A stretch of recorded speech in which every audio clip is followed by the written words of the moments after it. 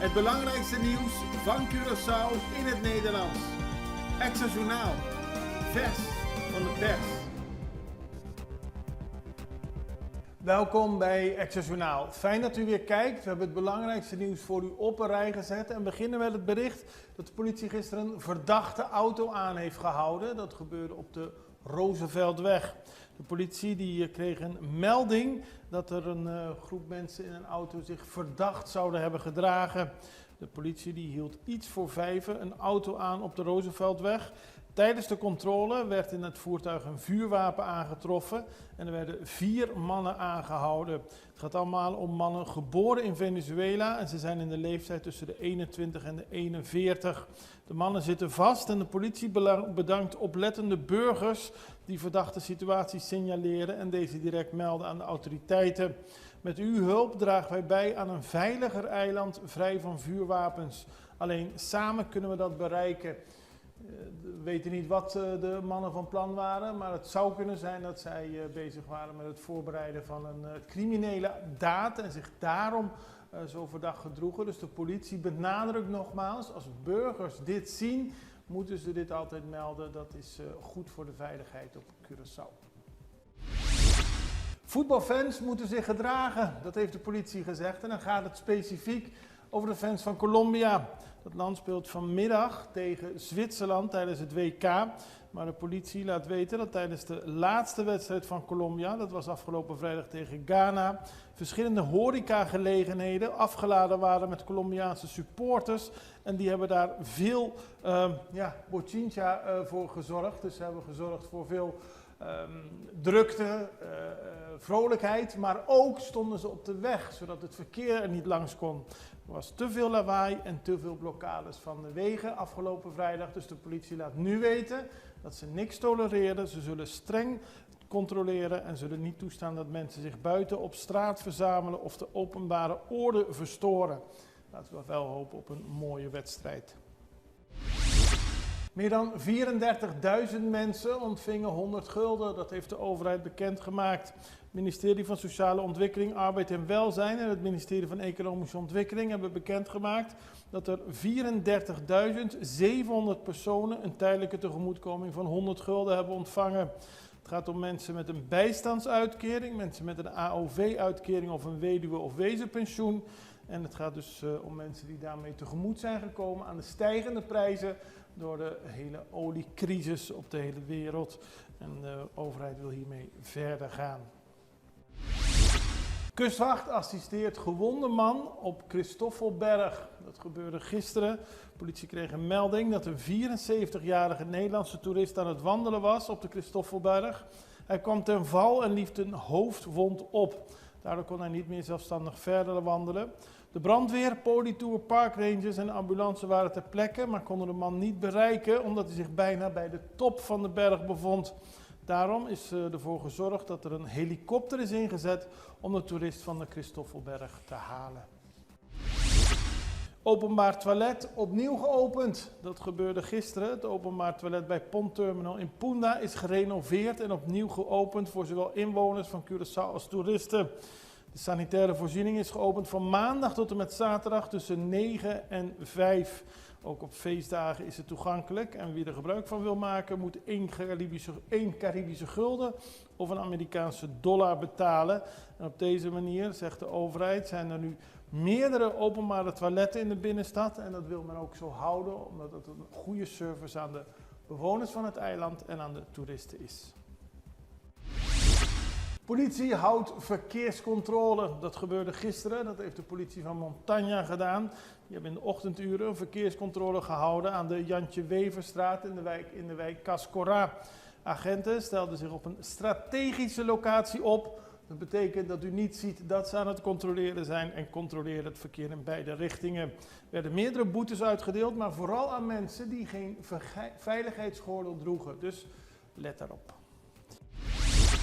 Meer duidelijkheid over inbraakbrieven gehad. We hadden gisteren in de Extra Journaal al aandacht voor een inbraak bij een winkelcentrum in Brieven gehad. Maar het is opmerkelijk, omdat uit beelden blijkt dat rond 4 uur 's ochtends 2 verdachten bij de winkels arriveerden.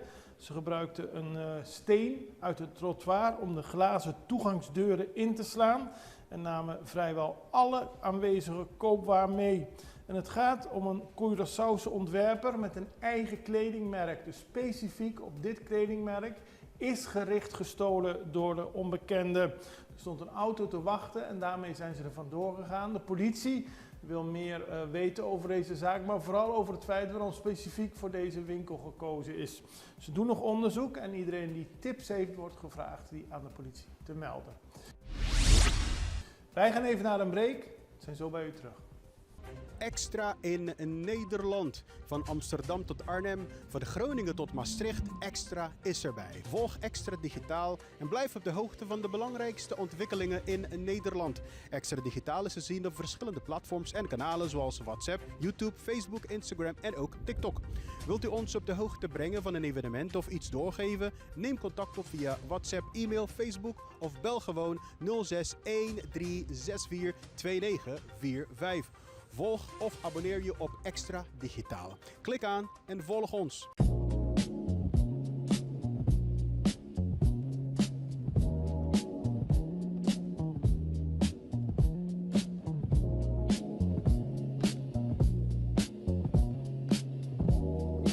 Bonaire werkt aan tekort onderwijsplekken. De overheid laat weten, het openbaar lichaam Bonaire, dat ze samen met de schoolbesturen op het eiland en de OCW in het Caribisch gebied de afgelopen maanden intensief hebben samengewerkt aan oplossingen voor het tekort aan onderwijsplekken op het eiland.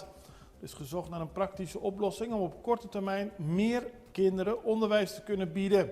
Daarnaast wordt hard gewerkt aan structurele oplossingen. Maar in ieder geval is er bij het nieuwe schooljaar tijdelijk extra onderwijscapaciteit gerealiseerd. En dat gebeurt dan aan de KA Amsterdam. Dat is een speciale locatie waarbij de opvang van de extra leerlingen die in het reguliere onderwijs geen plaats kunnen krijgen, toch plaats kunnen nemen om gewoon onderwijs te kunnen krijgen. Aandacht voor Stacia in de VS. Ja, het is een bijzonder verhaal. Het is en blijft een bijzonder verhaal. Omdat 250 jaar geleden Sint Eustatius als eerste natie Amerika heeft erkend door kanonschoten af te vuren. Dat gebeurde op 16 november 1776.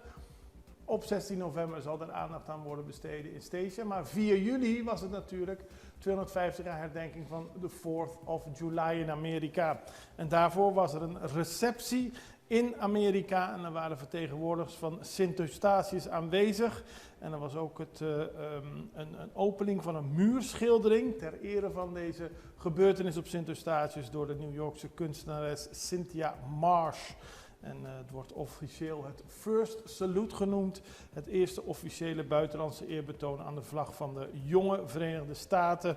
En er waren verschillende vertegenwoordigers van Sint Eustatius aanwezig die trots zijn op de rol die hun voorouders hebben gespeeld. Dan gaan we naar Sabah, want de gezaghebber wordt aanstaande donderdag beëdigd. En dat gaat om Joycelyn Levenstone. Hij vangt de voormalige gezaghebber op, Jonathan Johnson. En die heeft dat vele jaren gedaan. Dus een belangrijke taak voor Levenstone om hem te kunnen vervangen. Aanstaande donderdag vindt het plaats op de Prinses Juliana Sportsfield. Er zijn dansvoorstellingen, er komt een Rhythm National Drum Band. Er zijn heel veel lezingen en mensen die een toespraak zullen houden, waaronder Jan Helmond. Hij vertegenwoordigt het Koninkrijk op de Besseilanden. En deze hele beëdiging duurt tot 5:15 's middags. Gefeliciteerd, meneer Levenstone. En dan gaan we nog naar internationaal nieuws, want Cuba krijgt geleidelijk weer stroom nadat er een derde landelijke stroomuitval in 6 maanden heeft plaatsgevonden. Cuba kreeg dinsdag geleidelijk weer elektriciteit nadat het land voor de 3e keer dit jaar te maken kreeg met een landelijke stroomuitval. En dat wordt veroorzaakt door tekort aan brandstof. De aanhoudende energiecrisis zorgt voor groeiende wanhoop onder de bevolking. Er was altijd al veel problemen op Cuba om de elektriciteitsvoorziening op peil te houden. Maar Amerikaanse president Donald Trump heeft in januari de olievoorziening aan Cuba verder beperkt. En dat zorgt voor vele stroomuitvallen. Er wonen bijna 10 miljoen mensen op Cuba en die zitten lange tijd vaak zonder stroom. En volgens de Cubaanse president Miguel Díaz-Canel ligt het allemaal aan het Amerikaanse sanctiebeleid. Er wordt aan gewerkt op Cuba om te zorgen dat men de bewoners weer voldoende stroom kan geven. Maar concrete plannen zijn er nog niet gegeven. Daarmee zijn we aan het einde gekomen van deze aflevering van Extra Journaal. En ik moet u mededelen dat u het een tijdje zonder Extra Journaal zal moeten stellen. Ik ga op vakantie en ik ben eind van de maand weer terug. Ik hoop u dan weer te zien. Het allerbeste. Tot ziens. Dag.